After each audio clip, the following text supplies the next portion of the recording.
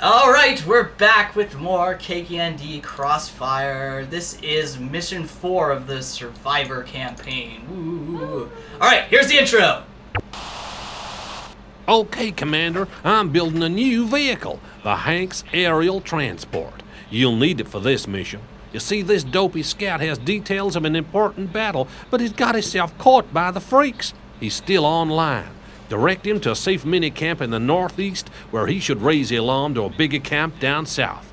Get some protection to him, and take out all the anti-aircraft defenses. We'll send a transport to fetch him when it's safe. He's too important to be running around too much on foot, and he's stupid. So this guy. Yep. This mission, I remember, was probably one of the more difficult missions in the whole game. You'll notice I'm like waiting here because you have to time it so well that you get him past. Like, it honestly, if anything even aggroes to him, you're dead. You lose the mission. It's over. And there's 2 locations here where there's patrolling little archer berserker men. And the pathing kind of glitched out there. He was actually supposed to book it for the whole, and I could have made it on the first run, but yeah. So once you make it, actually, yeah, there we go. Once you make it to that little location there, you get this mobile command center or mobile outpost or whatever. I have no idea why, but yeah, you have to make a base down there. Yeah. I like how it gives you so much vision. Buildings give you a good amount of vision. Yeah, buildings are really good in this game. Yeah, and only infantry can go between the holes. Yeah. And now he's just gonna push them. The auto split is actually like not too bad. And you have to protect that for some goddamn reason. Yeah, you have to protect the little dude in the. Is that the only place you can protect him? Yeah, that's like literally the only place you can keep him safe. So it's not like there's anything important up there. It's just like you actually just okay. Yeah, you have to keep him there. That's the only place that he can be die. safe. Yeah. Everywhere else is an inferior defensible position. Yeah. And you end up losing him like eventually.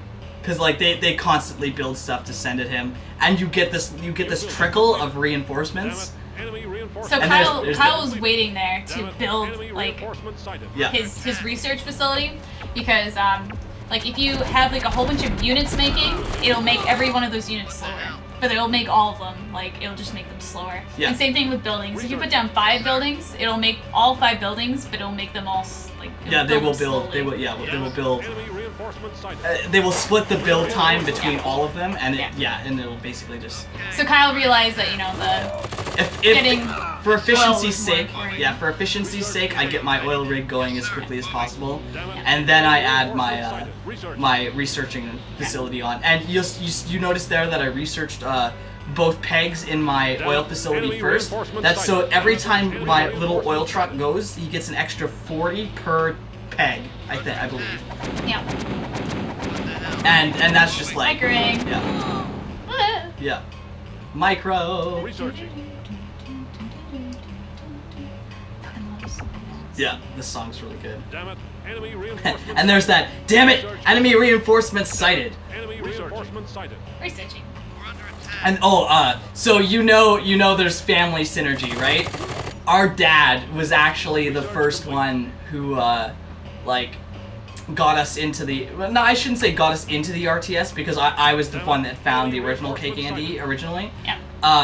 Oh yeah, and this is the story. Mom told us this story. Do you remember this? Okay, so there was Christmases, right? That and our parents were always really careful to make sure that we both got like an equal amount of gifts, and that it was very like, oh, I get a gift, Corinne gets a gift. I get a big gift, Corinne gets a big gift, etc., etc. And they were really good about that, and I never ever felt like. Yeah, like not at all. I was always happy. Like, Christmas was fucking amazing. Yeah. Dude, fucking like, I just want fucking underwear and socks now. Like, I'm like, if they don't give me underwear and socks, I like freak out. Yeah, it's like shit. Well, what am I gonna do? I don't have any underwear and socks. Like, I need. This is my yearly supply. Yeah, we need fresh of white socks and underwear. Anyway, so there was a Christmas where our dad actually got KKND 2, which was really supposed to be a gift for me, technically.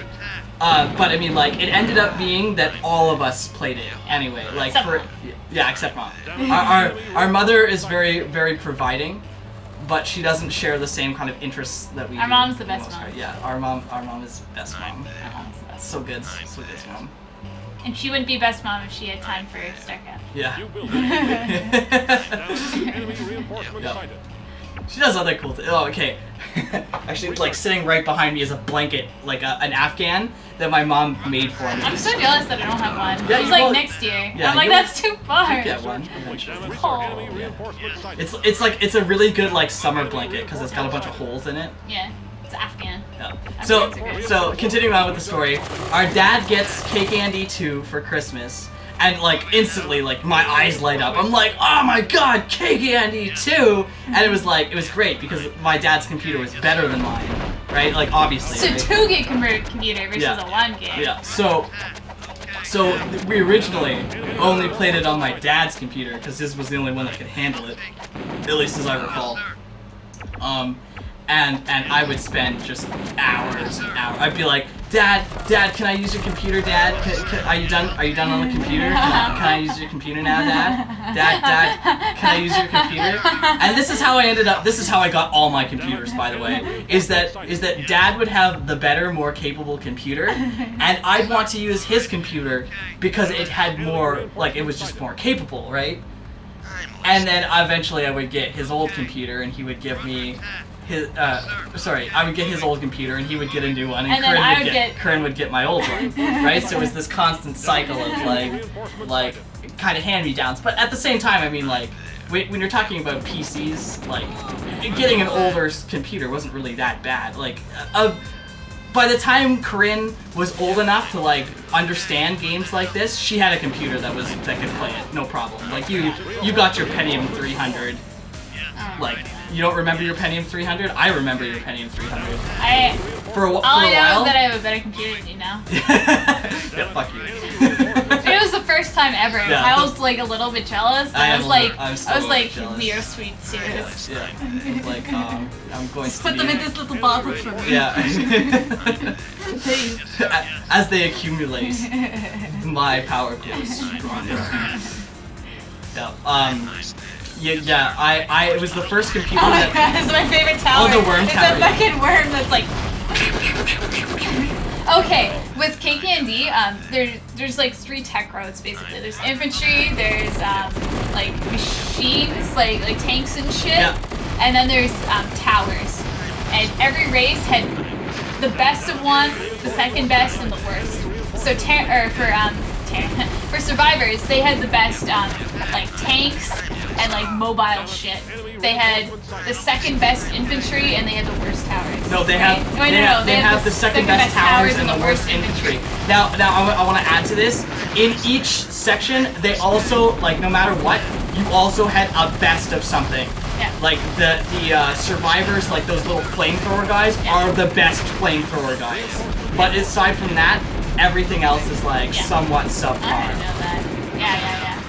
But I mean, like, they still like gel really well together. With fucking for the Evolved, the best tower in the fucking game is called the Touch of Death. Yeah. Now this tower like fucking like shoots out this lightning that almost like insta kills. Like, yeah. Almost fucking anything. It's so good. And its attack speed is also like ludicrously fast. Yeah. It's just like zap, zap, zap, zap. You also, I think there's 4 levels, 3 or 4 levels of towers. Yeah, 4 levels. And you only get 4 of each. Yeah. So you can only have 16 towers in a game. And Kyle being all like, Finn, let's play like fucking this game. It's so awesome. And I was too young to like really understand like how to play. So it's basically, Corinne, keep your shit alive and don't die game. Yeah. Until I die. Because dying was inevitable. Yeah. So I would make a base, and then I would make all 16 towers and Touch of Deaths like around my base and be like, come at me, bro. And literally still win. Come at me, bro. Eventually. But I mean, I figured I had like the best still win. mass barrage craft strategy ever. Yeah. Alright, Mission 5 Survivors. God, I love this map. Okay. So what we got out there are several bunkers just ripe for the picking. What we also got is a bot camp nearby and lots of the little buggers patrolling the area. But what we also got is a plan we're sure will work. We're sending just one tiny team into the area in the hope that it can get past the defenses, wake up the units in the tech bunkers, and then wipe out the butt camp. And hey, good luck. Yeah, the scripts and the voice acting in this game are really super duper strong. Super duper strong. Now, and also what we have, that's a bunker and it's unlocked. If it's not unlocked, it has like blinking red lights. Yeah. Oh, don't let those die, yeah. Yeah. So those bots. So we have you start with the duck bot. Yeah. No, actually, I'm pretty sure every tech bunker in this one is a duck bot. Oh, is it? Yeah. Oh. The duck bots are actually like the second. No, they're not. Can I see what they are? I can list them all for you. Well, there's my favorite. Okay, go. There's the Gort, which is the I1. Okay, right? So there's like it fucking looks like just a giant humanoid robot that has like red eyes that just goes and like kills things. Yeah, it's really good against infantry. Yeah. Okay, and it's funny when it attacks, it puts its fists on its hips and bends over. It's really awesome. The UFO. Yeah, there's the That's UFO. the best The Gemini. Okay, so the UFO can cross the map, and I shit you not, 4 seconds. Yeah. Like, it's the fastest unit in the game. And it goes, like, with your, like, infantry, when it attacks, it sends down this huge beam that sucks up, like, an entire infantry in, like, a section. Yeah. And then they just instantly die. They're just instantly dead. And when it goes against the, like, a building or, vehicle, it just shoots down a giant beam. And I remember actually Day 9 mentioned this because he played KKND 2, or I think it was KKND 1. Day 9, anyway, so he was saying that like there was with the giant beetles, if you just attacked, like click, like spam click, they actually attack faster because it resets the cycle. But I didn't play a whole lot of Evolve, so I didn't know that for the beetles, but I knew this for the UFO because if you sit there and spam the attack, it just goes bam, bam, bam, bam, and like beats the shit out of whatever is on the ground. It just like absolutely annihilates it. Then there's the flying ship. So there's the drop ship. It's really weird looking. It looks like fucking it looks an like organic spaceship. Yeah, it looks like something you'd see in like flying in space. It's like dark purple with like kind of like spines kind of thing. It's weird. You'll see it. Yeah. And that can also cross the map in like 4 seconds. Yeah, they're the fastest like units, and they're a drop ship. Yeah, and then there's two more. There's the Mechanoid, which looks like Mad Cat Mark II from Mech Warrior. That has like missiles and lasers, which is I think it's the coolest looking one of all of them. And then there's also the railgun tank, which is like a ridiculous single target DPS monster. I think the railgun tank is the best land one, and then the Gemini UFO is the best. Now that we're talking about tech, there's you can get to the point where you can custom make units, and how many slots are there? Because there's like the back. Okay. Mid, okay, so you can make. It's not so much that. Okay, so when you upgrade the armory and the vehicle factory. Okay, so in the vehicle factory, once you get to the tier 3, you have like tier 1 is small, tier 2 is medium, and tier 3 is large. And you upgrade the armory to get different weapons that you can slot on top of these things. Yeah. And then you also have different upgrades. You can get like self-repair, or radar, or something like that. And you have radar like custom units. You can make like 4 anti-air radar units that just go like they're completely dedicated to like shooting up. And but you can't make those anywhere else other than like custom make it. So you have to choose what you want. And they're ridiculously expensive too. Like if you get a large anti-air self-repair with armor, I think it's like 10,000. And you can also get a repairing self-repair. Yeah. So there's one with this like needle thing that it kind of like points out. Yeah, like, a mobile repair. And it just like heals things. Yeah. So you get the like medevacs, right? Yeah. It's too bad they don't really go in like auto repair. And that's an addition onto KKND. Like the original KKND didn't have that at all. And it's really cool too because each race has its own like special weapon. Yeah. I believe the best evolved one is like it's like a really quick like arrow thrower. And then with the survivors, it's called an LTA, and what it does is it flashes all the units in the game, and then it moves them back in time, but damages them. And it also screws up the AI. Yeah.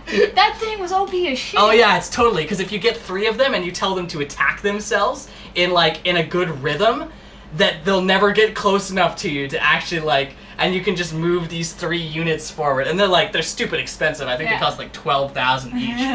but you can't. The point is that nothing can get close enough to kill them because you have them on this constant cycle. Yeah, that's so fun. All right, GG.